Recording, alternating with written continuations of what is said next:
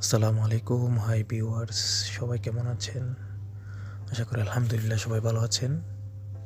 প্রতিবারের মতো এবারও আপনাদের জন্য আরেকটি ভ্রমণের ভিডিও নিয়ে আমি হাজির হলাম। এবার আমার গন্তব্য হচ্ছে ঢাকা টু মালয়েশিয়া।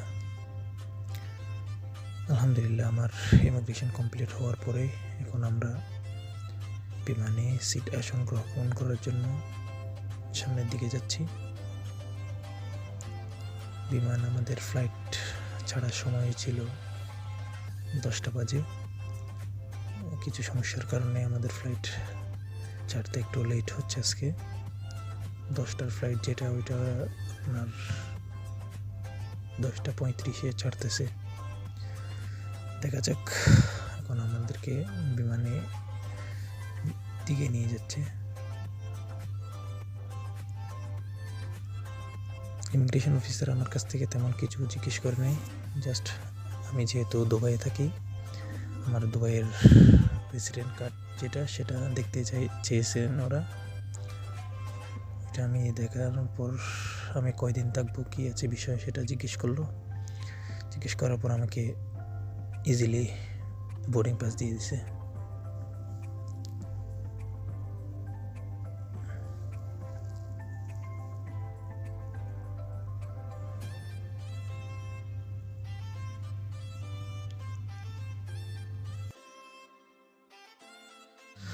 আলহামদুলিল্লাহ ফাইনালি আমরা কুয়ালালামপুর ইন্টারন্যাশনাল এয়ারপোর্টে এসে পৌঁছাইলাম।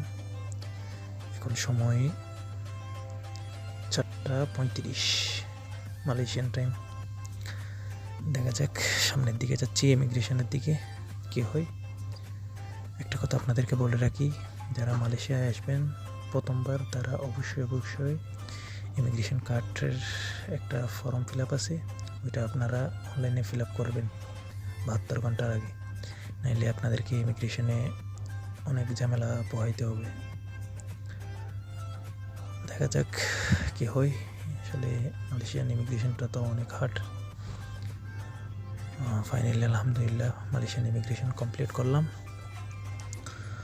আমাকে ইমিগ্রেশন অফিসার বিভিন্ন ধরনের কোয়েশ্চেন করেছে।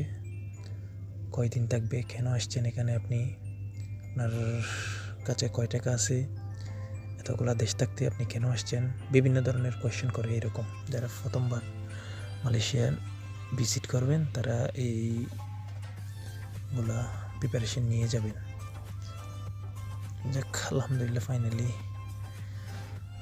আমরা এখন যাচ্ছি আমাদের হোটেলের দিকে। আমাদের হোটেল হচ্ছে রেগালিয়া হোটেল। এটি বুকিত বিন্দিং এরিয়াতে পড়েছে। আমি 2 দিনের জন্য আমার হোটেল বুক করলাম।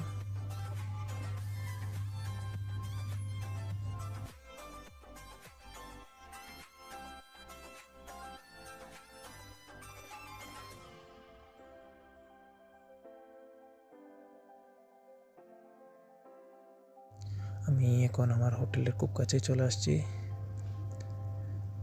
ফাইনালি আমার হোটেলে চলে আসলাম। এটা হচ্ছে আমাদের হোটেল, রেগালিয়া হোটেল।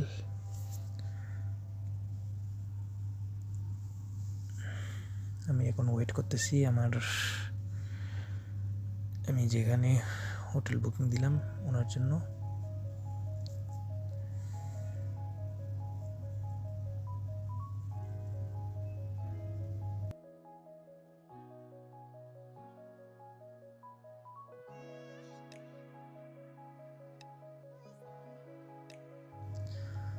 ফাইনালি আমার রুমে চলে আসলাম। এটা হচ্ছে ডাইনিং। যারা কুয়ালালামপুরে আসবেন আমি সবাইকে সাজেস্ট করব, এই হোস্টেলটা আমার কাছে খুব ভালো লেগেছে। রেগালিয়া হোস্টেল, এটি বুকিত বিন্দিং এরিয়াতে পড়েছে। এটা হচ্ছে সুইমিং পুল, সবার জন্য উন্মুক্ত। রেগালিয়া হোটেলের পক্ষ থেকে এটা হচ্ছে আপনার বাইরের ভিউ। এখান থেকে আপনি সব কিছু রিল্যাক্সে দেখতে পারবেন।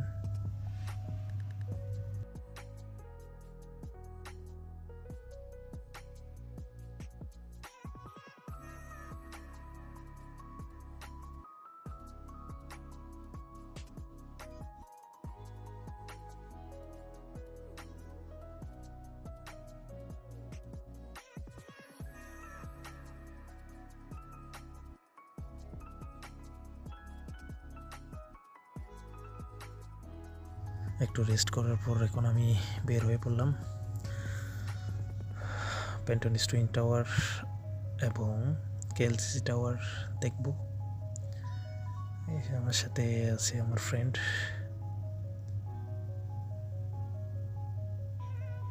আমরা খুব কাছেই চলে আসলাম পেন্টনিস টুইন টাওয়ার। দেখতে থাকেন মালয়েশিয়ার সৌন্দর্য। বৃষ্টি পড়ার কারণে একটু লেটে বের হলাম হোস্টেল থেকে। ফাইনালি চলে আসলাম কেএলসিসি টাওয়ারের পাশে। সন্ধ্যাবেলায় প্রচুর ভিড় থাকে এই এরিয়াতে। সন্ধ্যা থেকে আসলে সব টুরিস্টরা বের হয়ে ঘোরার জন্য সন্ধ্যা থেকে এই রোডটাতে সন্ধ্যা থেকে সকাল 5টা পর্যন্ত এরকমই দেখতে পাবেন আপনি।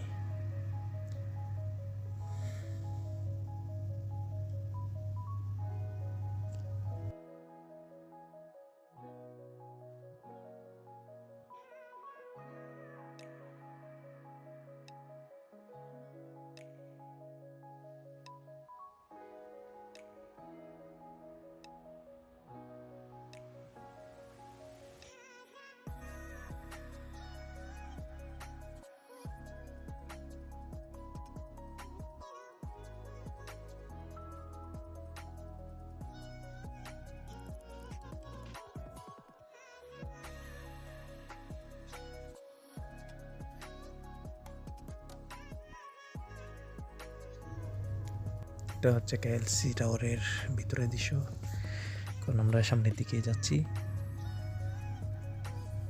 কেএলসি টাওয়ার আর পেন্টনিস টুইন টাওয়ার দুইটাই পাশাপাশি, একটা আরেকটার সাথে কানেক্টেড।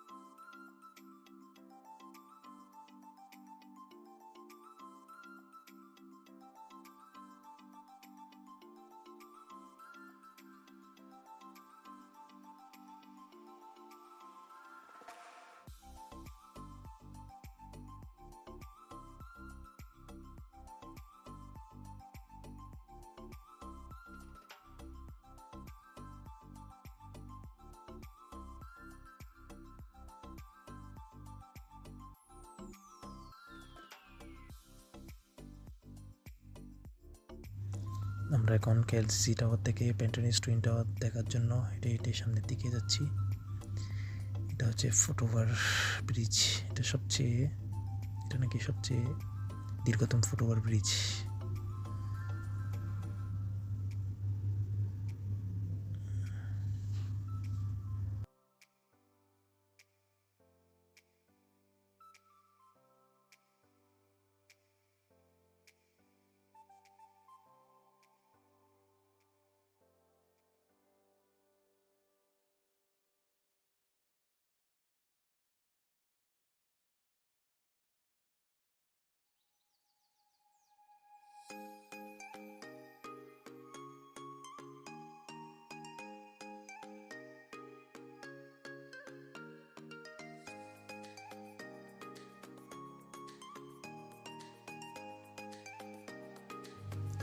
প্যান্টোনিস টুইন টাওয়ারের পাশে আরেকটা মল আছে, সেটা হচ্ছে প্যাভিলিয়ন।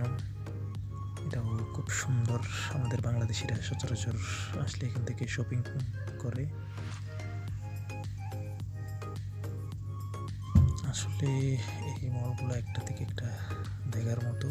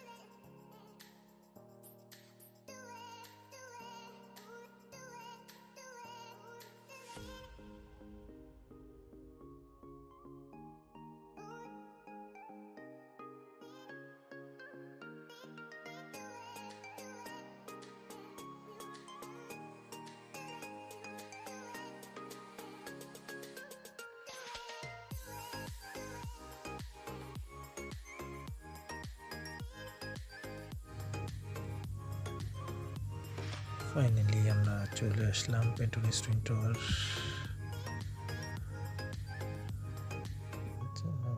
Water dance.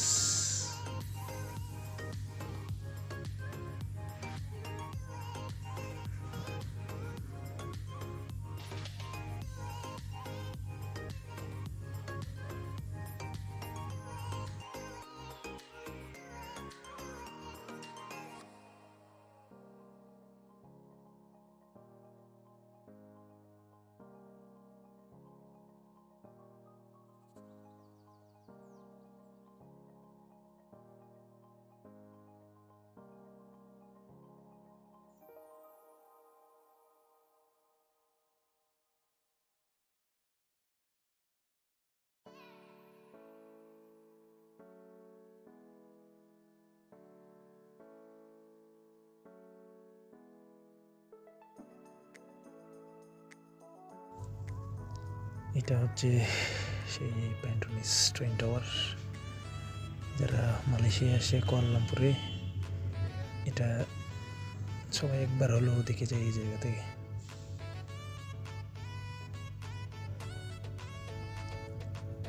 আসলে রাতের চেয়ে দিনে অনেক সুন্দর, রাতের দৃশ্যটা অন্যরকম।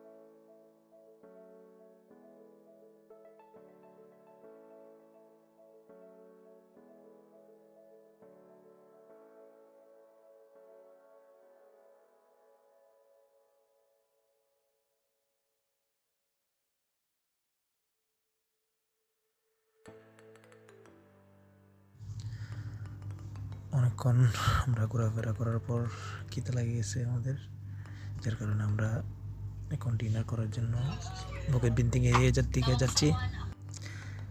এটা হচ্ছে বুকেট বিন্দিং এরিয়া। এই জায়গাতে সবসময় রাত 6টা থেকে সকাল 5টা পর্যন্ত মানুষ পাবেন।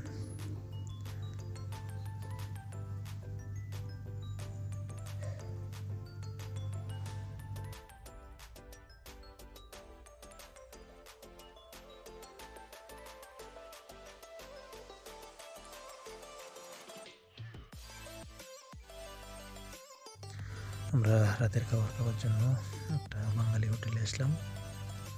এখানে বিভিন্ন ধরনের মাছ, গোস্ত, বিরিয়ানি, আপনি যেটা খাইতে চাইবেন ওইটা পাবেন।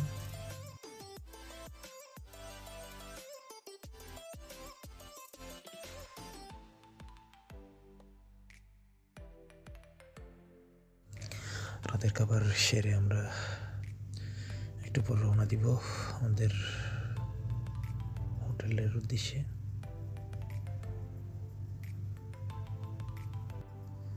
আপনারা দেখতেই থাকেন, ইনশাল্লাহ আরও একটি ভিডিও নিয়ে আপনাদের সামনে আমি হাজির হব। এটা মালয়েশিয়ার প্রথম পর্ব। দ্বিতীয় পর্ব আবার দেখা হবে। ততক্ষণ পর্যন্ত সবাই ভালো থাকবেন, সুস্থ থাকবেন। আসসালামু আলাইকুম।